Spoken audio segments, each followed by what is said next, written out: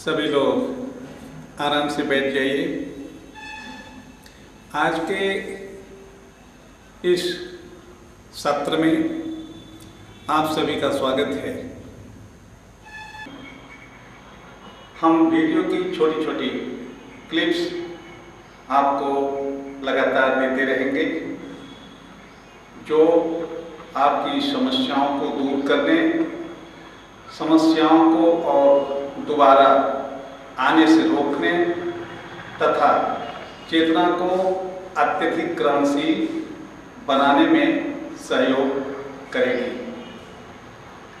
यह कार्यक्रम समाज कल्याण के लिए योग सेवा केंद्र की तरफ से प्रस्तुत किया जा रहा है। आपकी समस्याएं, रोग, कष्ट अथवा पीड़ा, मन के तनाव, मन के रोग से संबंधित हो सकते हैं। इन सभी समस्याओं के समाधान के लिए आप स्वयं अपनी समस्याओं का कारण खोज पाएंगे तथा उन्हें दूर कर सकेंगे। आज का जो विषय है वो सूक्ष्म तत्व से संबंधित है। आध्यात्म मार्ग में प्रवेश पाने के लिए सूक्ष्म तत्वों की जानकारी होना अनिवार्य है और इन सूक्ष्म तत्वों में मन एक ऐसा विषय है जिसके बारे में बहुत कम लोग जानते हैं। कल हमारे आपके बीच में जो चर्चा हुई, आपके सारी समस्याएं इसी मन के कारण से तैयार होती हैं।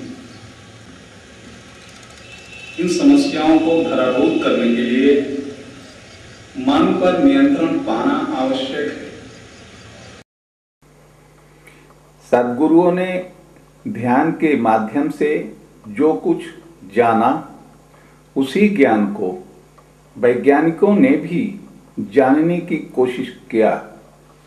अब हम आपको वैज्ञानिक लोगों की खोज के विषय में बताएंगे कि ये मन को किस प्रकार से जान पाए या उनका अध्ययन मन के विषय में क्या कहता है।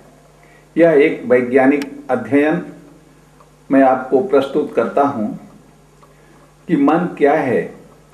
हमारे शरीर एवं मस्तिष्क की क्रियाओं का नाम है मन। उसे शरीर के एक हिस्से में अंकित नहीं कर सकते, जैसे विद्युत शक्ति। उसको किसी एक स्थान पर निश्चित नहीं किया जा सकता। मन एक अमूर्त वस्तु है जिसे स्पर्श नहीं किया जा सकता। मन के विभिन्न पहलुओं का ज्ञान संभव है। मन को व्यक्तित्व भी कहते हैं। मन की संरचना दो पहलुओं से मिलकर हुई है। इसके दोनों पहलू का अध्ययन अलग अलग करना होगा। पहला पहलू है गत्यात्मक और दूसरा है स्थल रूप रेखीय पहलू।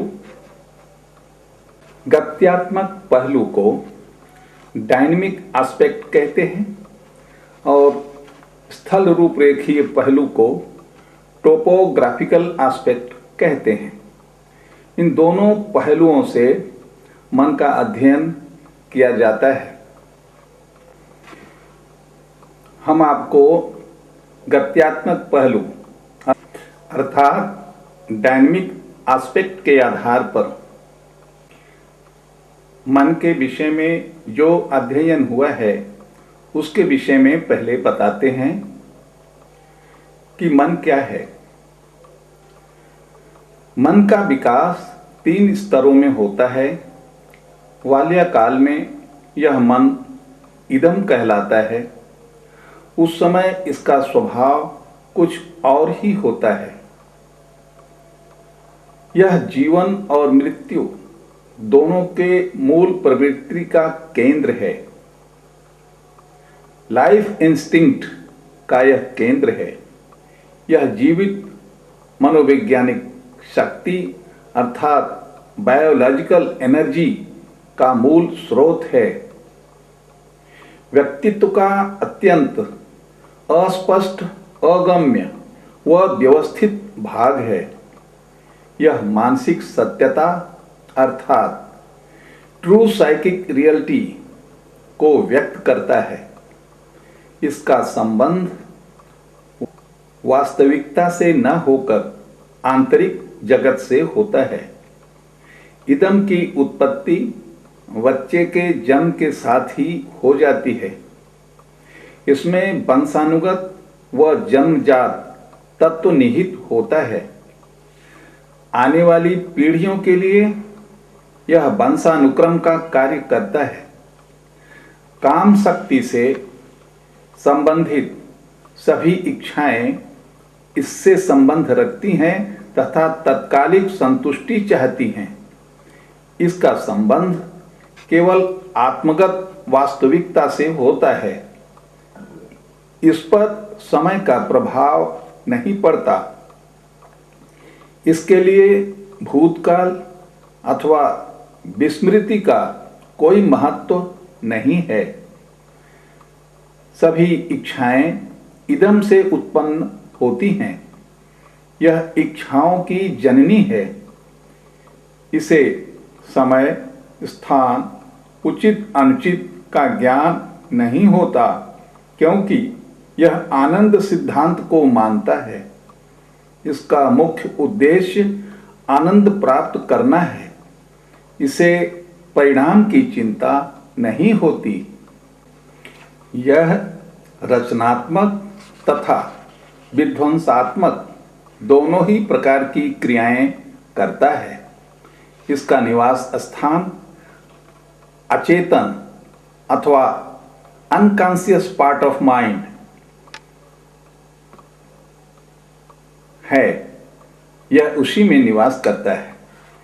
इसमें चेतना का अभाव है। इसकी क्रियाओं में तार्किक दोष पाया जाता है।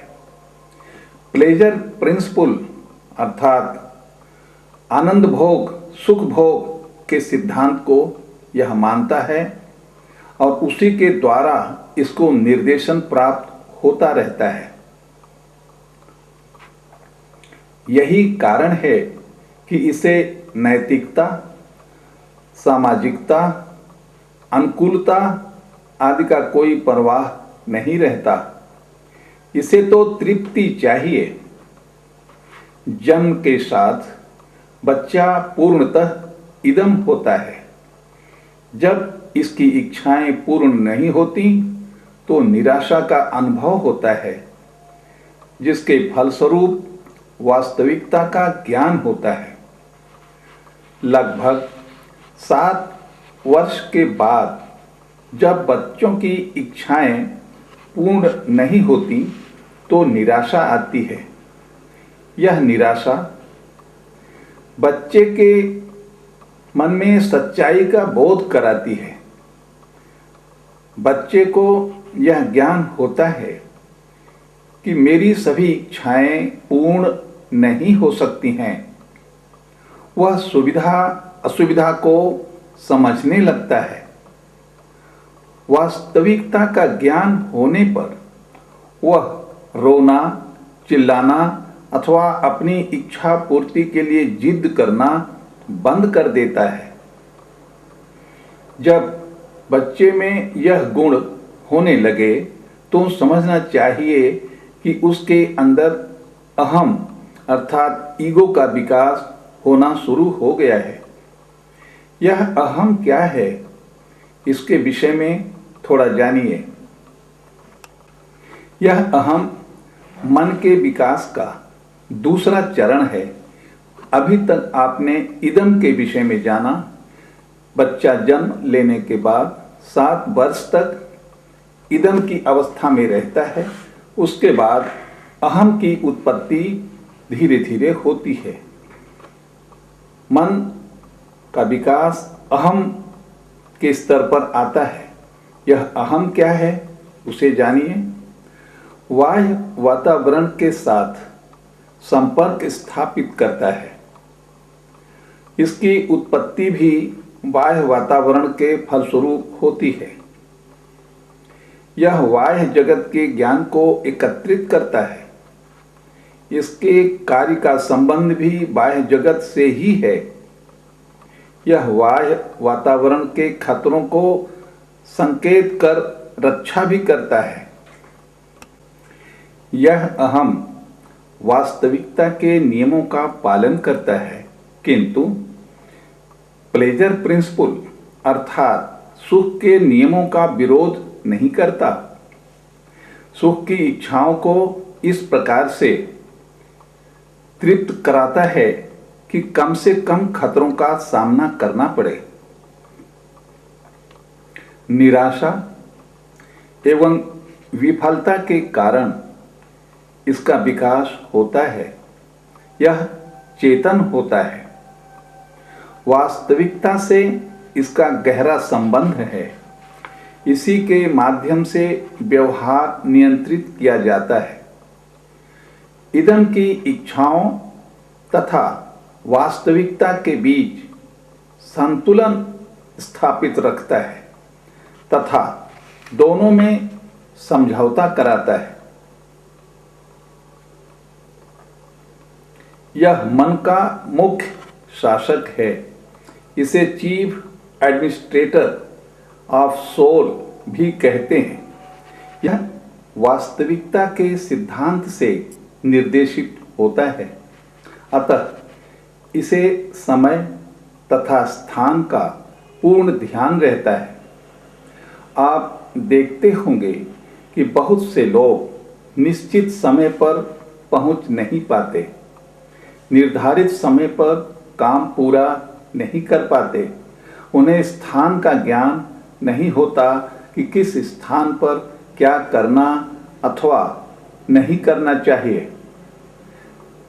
जहाँ जो कार्य नहीं करना चाहिए वहाँ के नीति नियम को न मानकर अपने मनमाना ढंग से काम करते हैं तथा बातचीत भी उसी प्रकार से करते हैं।